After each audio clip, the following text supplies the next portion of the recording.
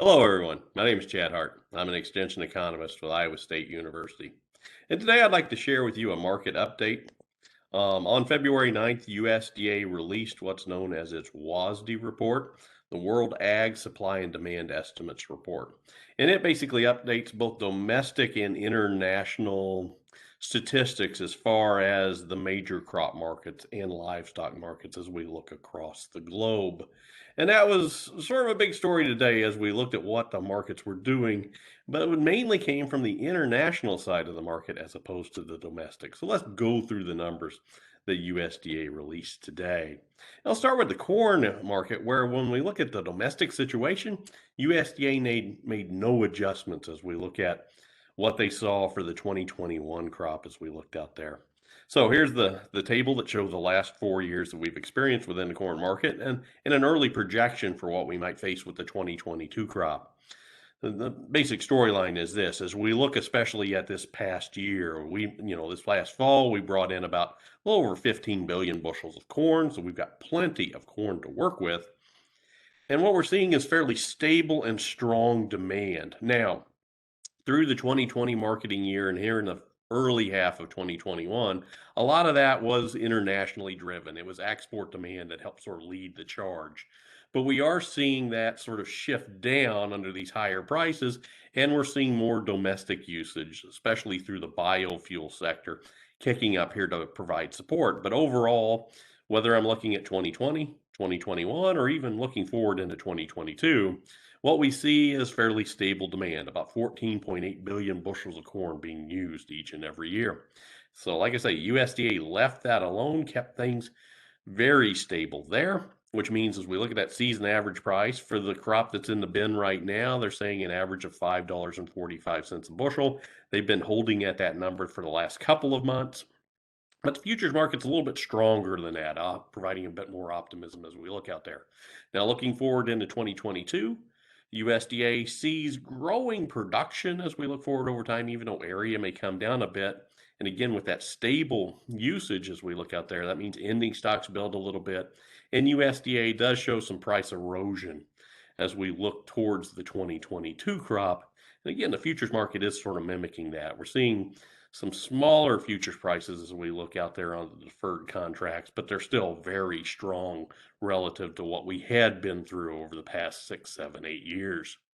So there were no adjustments really on the domestic corn side. There was only one big adjustment when it came to the soybean market. So as we're looking here, supplies, they kept those the same. That's usual here in February, that we're looking at 4.4 billion bushels coming out of the 2021 crop.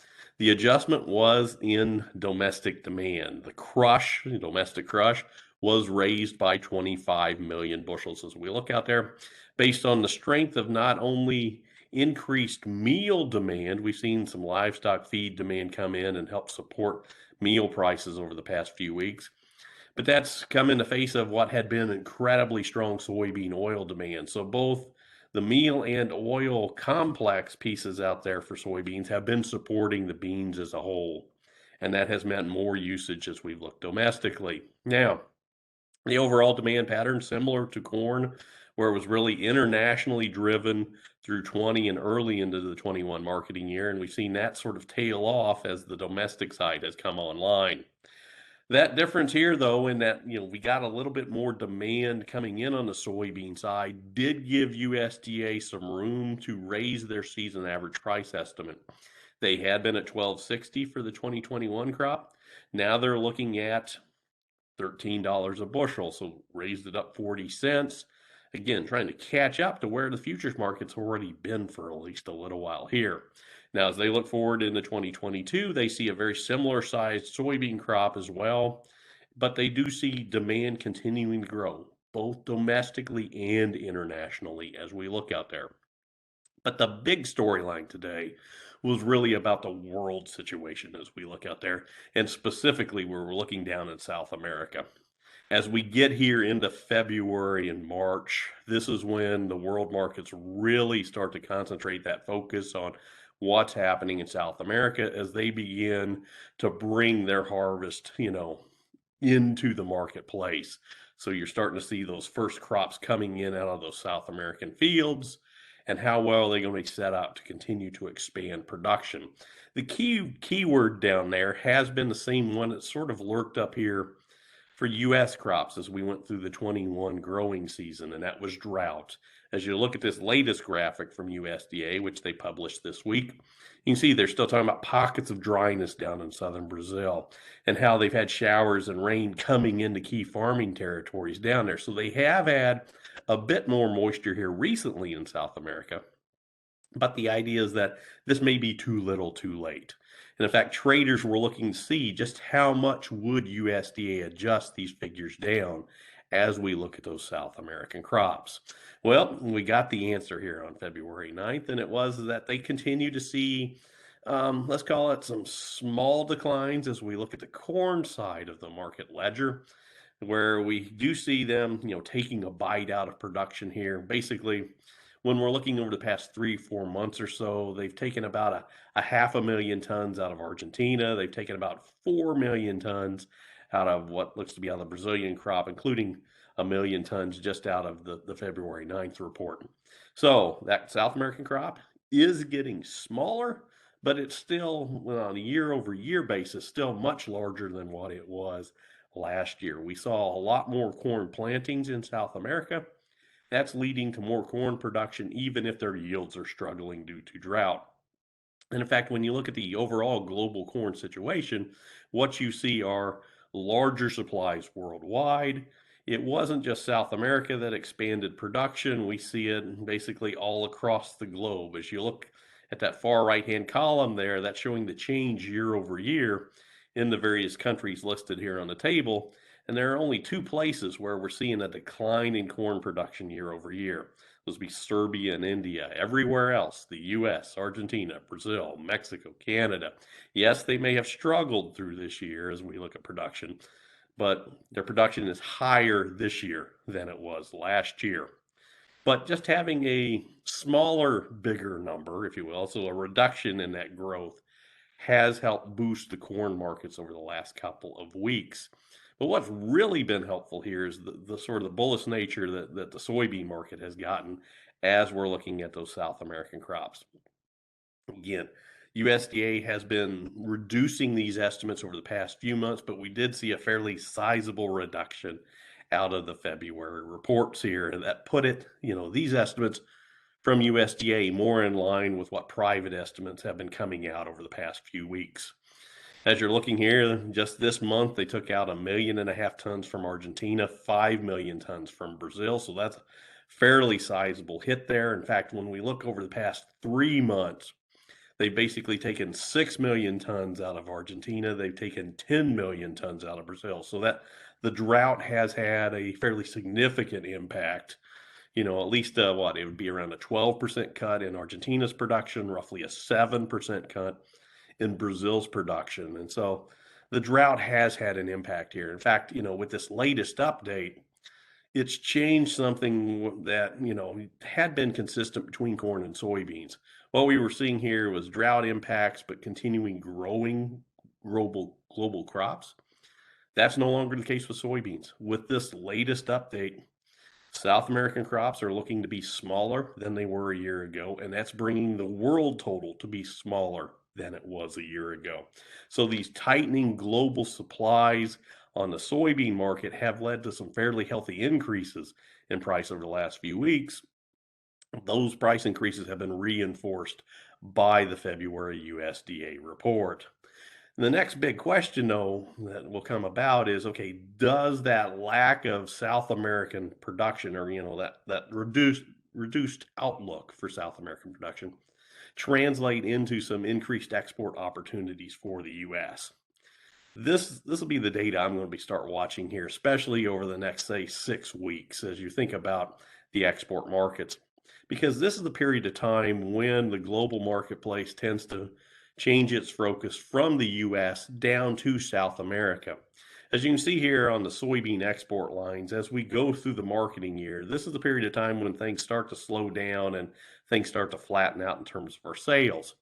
Well, South America is a little tighter in terms of supplies. That could lead to some additional late season sales here, and that could be very helpful as we look at our pricing as we're going through into the spring and summer of 2022.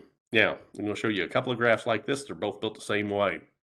The blue line shows you our export pattern through the 2019 marketing year. The green line shows you 2020, and in both corn and soybeans case, that was record in terms of the amount of bushels we moved into the international marketplace. The red line will show you what we've done thus far here in 2021, and then the black line shows you our 5-year average. So as you can see here, soybeans, 2019 was low because of the tariffs and the problems we had there. 2020, we bounced up to record levels. 2021, we backed off down to average. Now, as we're looking forward, what USDA is expecting that the red and the black line will basically remain on that same path again. In fact, it draws out fairly well that if we are able to maintain at least an average export pace, we should be able to match USDA's projection as we look out there. And given that that South American crop is smaller, that provides us an opportunity to keep this export pace up there and bounce a bit as we're looking forward here. And so the markets have been reflecting that. Probably the biggest market we'll watch for here is China. China is the place where we've seen the biggest reduction in our sales year over year. In fact, as you look here, if you look at the difference between the green and the red line there, it's about 500 million bushels. Well, China represents about 350 million of that gap there, so roughly 60 some percent. And so it's going to be, if China moves, then we could see a jump in export sales here. And at least the chatter, at least based on the daily sales reports, is that we are seeing the Chinese be a bit more active as we're looking at the ag markets, given the weakening conditions in South America. Now, when we look at the corn market, 2021 has stacked up to be more like 2020. We've been able to hang on to more of that exceptional pace in terms of our exports here. But you can see that this is also the period of time where last year we saw some significant surges in sales. And again, that was China back then jumping in to buy more U.S. corn at a time when normally things start to slow down. Now, again, to me, the key here is trying to figure out, are we on pace to hit USDA's target for this year? They've got us targeted for 4.25 billion bushels of corn being exported here. So as you can see, that's about 600 million more than where we're at today. Well, if you look at that black line and you look at where we normally are today and what we end up with at the end of the year, it shows normally from here to the end of the marketing year, we do tend to see about 600 million bushels on average in terms of our export sales. So if we, again, stick to average pace, we should be able to hit USDA's number. Now, like I say, in this case, the idea is that if that South American crop is smaller, it makes it a lot easier to keep up that average pace, and hopefully we can exceed that a bit as we're looking forward. China will be a key market here. I'm also going to say Japan is one to watch. Those two countries have been the ones where we've seen the largest decline in sales year over year compared to 2020. And so that's where we could see the biggest boomerang effect here, if you will, biggest bounce back looking forward over the next few months. We also have seen, like I say, the biofuel markets spark up here to help provide support, especially over the past 2 to 3 months.